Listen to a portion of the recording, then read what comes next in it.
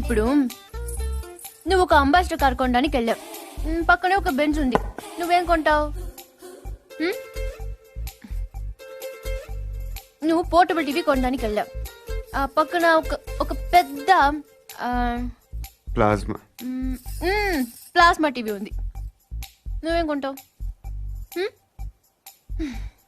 అక్క అంబాసిడర్, నేను బెంజు, అది పోర్టబుల్. నేను ప్లాస్మా, అది లైఫ్ బాయ్. నేను లక్స్. అందుకే నా అందం దానికి ప్రాబ్లం కాకూడదని ఇలా వచ్చాను. దేవుడి దయ వల్ల దానికి పెళ్ళైపోతే అక్కడ గంటకు ట్రక్ బంటలో ఏ హృతిక్ రోషనో అభిషేక్ బచ్చనో దొరకపోలే.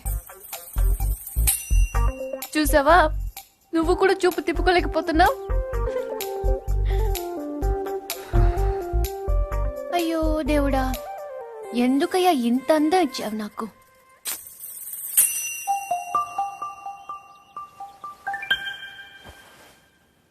బాధపడకు పూరి.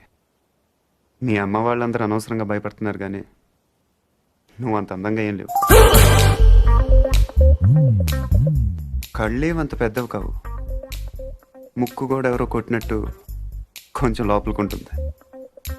పెద్ద కలర్ కూడా కాదు కదా, ఇంకెందుకు భయపడటం? అంటే నేను అందంగా లేనా?